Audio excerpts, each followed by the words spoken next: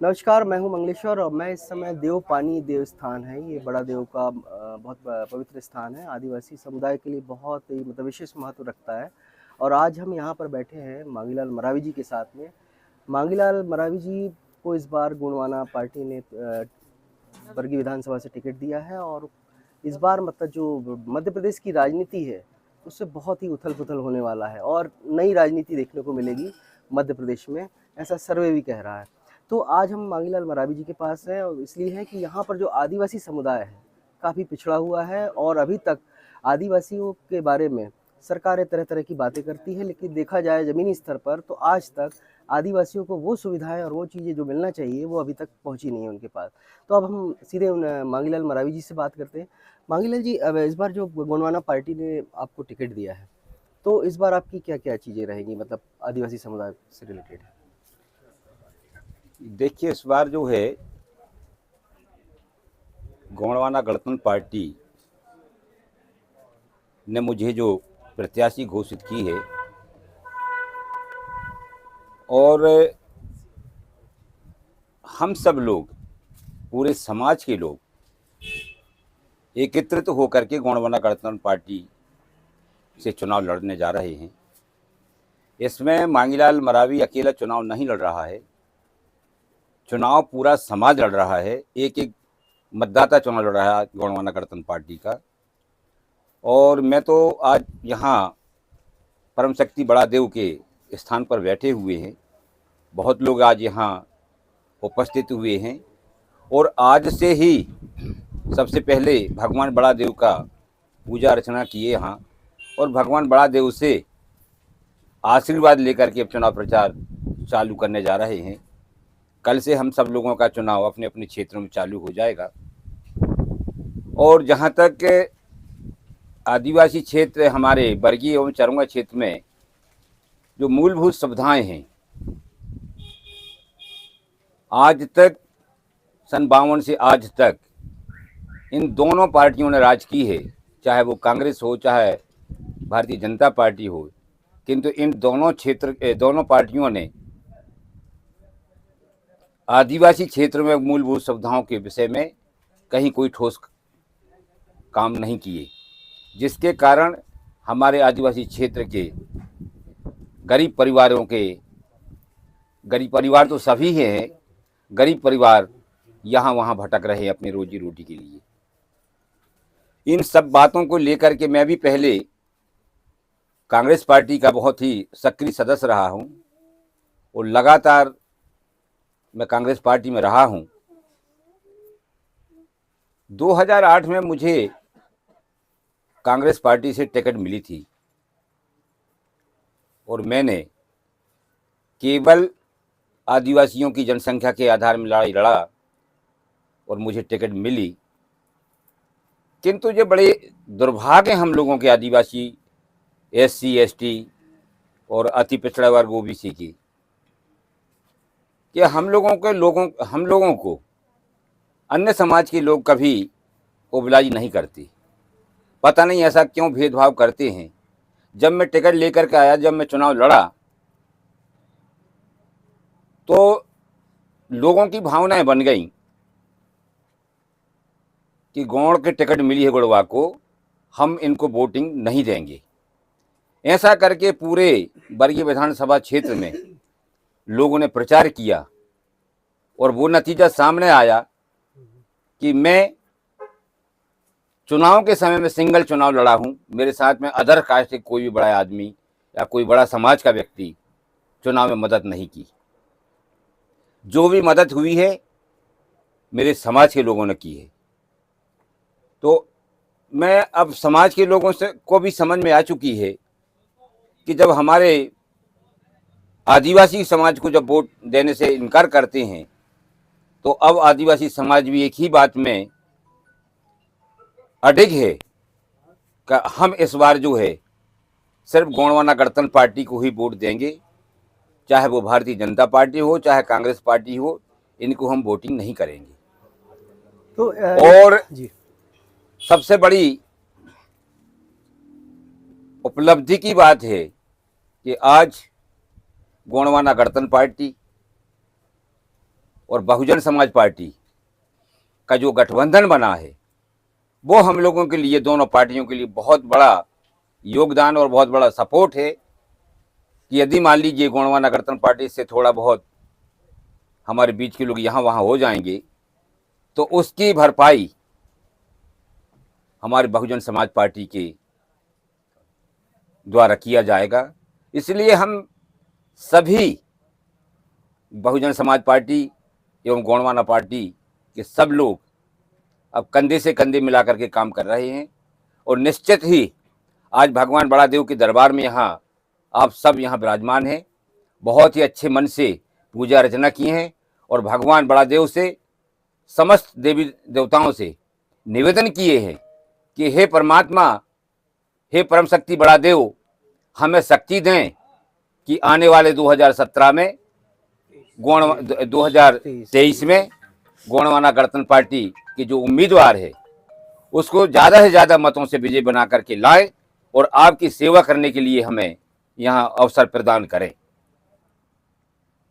मैं, चूंकि बात आ चुकी है, निकल चुकी है, इसलिए मैं आप सब लोगों के सामने बता देना चाह रहा हूँ, भगवान बड़ा देव से जो व्यक्ति झूठा बोल करके जाए वो कभी सक्सेस नहीं हो पाएगा। इस बड़ा देव में जो भी आपको यहाँ निर्माण कार्य दिख रहा है ये सब लोकल बॉडी, चाहे वो जिला पंचायत हो, चाहे जनपद पंचायत हो, चाहे ग्राम पंचायत हो, इनके माध्यम से यहाँ काम हुआ है। एक ही बजट मिला था 5 लाख रुपया का, वो सांसद राज्यसभा सदस्य तनखा जी से वो भर यहाँ लगा है। किंतु हम सब लोगों को, भगवान बड़ा देव को आप झूठी नहीं बोल सकते, हम लोगों को जरूर झूठ बोल सकते हैं। 1 करोड़ रुपया यहाँ पर्यटक विभाग से सैंक्शन होकर के आया था, जिसमें 5-5 फुट के दोनों साइड में किनारे किनारे उड़िया उतार करके वहां काम कर दिया गया है।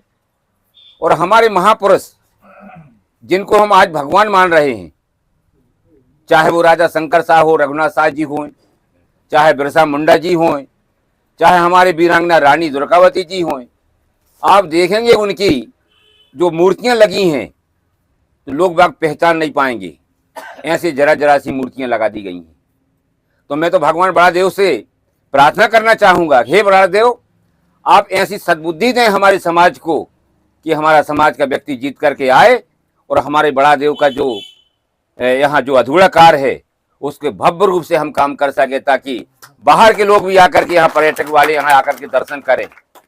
ऐसा हम लोगों की सोच है, पूरे समाज की सोच है। नहीं, मैं रोकना चाहूँगा आपको। इसके पहले अनूप सिंह मरावी भी थे, आके विधायक थे, फूल सिंह उइके भी थे जी, नन्हेलाल धुर्वे जी भी थे, तो इन्होंने क्या आदिवासी समाज के लिए काम नहीं किया? देखिए, फूल सिंह उइके, हम झूठी कभी नहीं बोलेंगे, फूल सिंह उइके जो है, ये जो बाउंड्री बनी है, अनूप सिंह मरावी, फूल सिंह उइके नहीं, अनूप सिंह मरावी के द्वारा ये बाउंड्री बनाई गई है। और पूर्व विधायक हमारे नन्हेलाल जो धुर्वे थे, उनके द्वारा यहाँ जो बिल्डिंग बनी थी सामने, वो बिल्डिंग धराशायी हो गिर गई है। अनूप सिंह मरावी की जो निर्माण कार्य है, वो जो बाउंड्री है, धुर्वे जी ने जो बनाया था यहाँ सामुदायिक भवन, वो गिर गया। ठीक है, जर्जर था, वो गिर गया है। ये जो बनी है बिल्डिंग सामने दिख रही है, ये बिल्डिंग है तेंदुपत्ता। अच्छा, उसके सहयोग से? जी हाँ, तेंदुपत्ता जो हम लोग जो मजदूर हैं, मजदूरी करते हैं, उसका जो बोनस राशि मिलती है, उस राशि में से ये बिल्डिंग बनी है। और ये जो बिल्डिंग बनी है जिला पंचायत के माध्यम से आदिवासी वित्त विकास निगम से बनी है ये बिल्डिंग सामने वाली। और ये जो जितना पोर्च बना है बड़ा वाला, ये पोर्च जो है जिला पंचायत, जनपद पंचायत और तनखा जी से। और जो पूर्व के जो हमारे विधायक थे पृथ्वा सिंह जी, और पूर्व के जो जनपद सदस्य थे सरोज मरावी जी, उनके द्वारा जो देखिए आप यहाँ ये 2 कमरा बने थे, उन 2 कमरों को भी इन लोगों ने लीपा पोती करके, कौन, पर्यटक विभाग वालों ने, और पूरे के पूरे बिल्डिंग सेट सबके मूल्यांकन करा करके 1 करोड़ रुपया का खर्चा कर दिया, जबकि उनका यहाँ कोई काम नहीं है। 1 करोड़ रुपया भगवान बड़ा देव से निकाल करके सबका कहते खा गए। वो देवठान उनके नाम से पैसा जी हाँ, तो भगवान बड़ा देव इनको कभी बख्शेगा नहीं, भगवान बड़ा देव इनको कभी नहीं बख्शेगा। अच्छा, ये वर्तमान स्थिति देख रहे हैं कि अब थोड़ा चेंज हो गई है पहले से, अब जी त्रिकोणीय मुकाबला है। जी जैसे अभी आप गोंडवाना भी मतलब मध्य प्रदेश में बड़ी ताकत के रूप में उभरी जी है ना? और अभी जो सर्वे भी आ रहा है तो जी उसमें भी बता रहा है कि तीसरी जो पार्टियां हैं वही सरकार में मतलब बना सकती हैं और गिरा सकती हैं। जी गोंडवाना यहाँ पे है, आप पार्टी के भी मतलब उन्हें उम्मीदवार खड़ा किया है, और कांग्रेस के जो सोबरन सिंह ठाकुर थे उनके लड़के भी अब निर्दलीय खड़े हुए हैं। तो कहीं ना कहीं कांग्रेस को भी नुकसान होगा, और बीजेपी का भी यहाँ पे ऐसा कुछ दिख नहीं रहा, जो कि बीजेपी का गढ़ माना जाता था। तो अब इसमें आपको कितना फायदा होगा? अब अपनी बात मतलब अपने लोगों तक कैसे लेके जाएंगे आप? बस यही बात है। क्षेत्र का विकास आप जो सबसे पहले चरवा और बरगी, मैं पहले भी आपसे बताया था कि 40-42 साल हो गया बरगी में बांध बन करके, 40 से 42 साल हो गया। यहाँ बरगी बांध बना है और हमारे जमीन में बांध बना है। हजारों एकड़ जमीन यहाँ की डूब में गई, हजारों परिवारों को यहाँ से बेघर कर दिया गया, और 10 किलोमीटर में बरगी क्षेत्र बसा है डैम से। 10 किलोमीटर में अभी तक शासन ने सिंचाई के लिए कोई सुविधा नहीं बनाई, और यहाँ के पानी रीवा, सतना, कटनी, मैहर जा रहा है, 200-300 किलोमीटर दूर जा रहा है, गुजरात जा रहा है। अब जी बताइए, हमको 10-20 किलोमीटर में हमको पानी नहीं मिल रहा है, और हमारे पास सिंचाई का साधन बगल नहीं से है। नहर भी जा रही जो कि। जी हाँ, तो हम क्या करेंगे? हमारी समाज क्या इनको देख रहेगी क्या? तो अब तो खैर बात ही खत्म है, ना कांग्रेस और बीजेपी की। यहाँ कोई कोई मतलब वो नहीं है। जितने भी समझदार हैं, चाहे वो अदर कास्ट के भी हैं हमारे, वो सब समझने लगे हैं, वो सब गोंडवाना गणतंत्र पार्टी को वोट देंगे। अच्छा, अब ये मध्य प्रदेश में एक राजनीति में एक नई चीज आ गई है कि जैसे आदिवासियों पे जो पेशाब करने वाली बात आई थी, अपन सिवनी की बात लेते हैं, वहाँ पे 2 आदिवासियों की मॉब लिंचिंग में हत्या कर दी गई। मैं 2 दिन वहाँ पे रहा सिवनी में भी। तो अब ये बड़े मुद्दे मतलब सामने आ गए, तो कहीं ना कहीं बीजेपी के लिए बड़ा ही नुकसान हो रहा है। और अभी ताजा अगर बात करते हैं तो अब जो ओबीसी समाज जो अभी तक बीजेपी को सपोर्ट करता था, उसको भी कहीं ना कहीं बैकफुट पे ला दिया है। प्रभास साहू जो बीजेपी के नगर अध्यक्ष थे, उनने इस्तीफा दे दिया है। तो अब आपको क्या लग रहा है कि अब ओबीसी जो उनके पक्ष में जो चलता था वो कन्नी काट रहा है, या बीजेपी ने कन्नी काट ली है? जितने भी नाराज लोग हैं, जो वो भारतीय जनता पार्टी के हों और चाहे कांग्रेस पार्टी के हों, वो सब अब गोंडवाना गणतंत्र पार्टी और बहुजन समाज पार्टी के साथ जुड़ करके काम करेंगे। सब लोग जो है गोंडवाना गणतंत्र पार्टी और बहुजन समाज पार्टी के साथ जुड़ करके काम करेंगे, और बहुजन समाज पार्टी और गोंडवाना गणतंत्र पार्टी के बगैर कोई भी सरकार नहीं बना पाएंगी। तो ये बात बिल्कुल सही है कि इस बार जो बहुजन समाज पार्टी ने जो मतलब गेम खेला है, ये बहुत ही बड़ा है। अभी तक मायावती शांत बैठी हुई थी, तो लोग ये मायावती पे कयास लगा रहे थे कि बहन जी शांत बैठी हुई, लेकिन इन्होंने जो पत्ता मतलब खोला है अपना, और गोंडवाना के साथ जो हाथ मिलाया है, कहीं ना कहीं बीजेपी को बहुत बड़ा नुकसान पहुंचेगा उससे। तो ये भी मतलब बहुत अहम भूमिका में रहेंगे। लेकिन एक चीज़ दादा ये भी पूछना चाह रहे कि जो इतनी घटनाएं हो रही आदिवासियों पे, बीजेपी तो बोलती कुछ नहीं हुआ, तो ये आप लोग इन मुद्दों को भी लेके जाएंगे? देखिए, एक बात मैं बताऊं आपको, मैं सिंगल बीजेपी के ऊपर आरोप नहीं लगा रहा हूँ, कांग्रेस इसमें कांग्रेस भी है।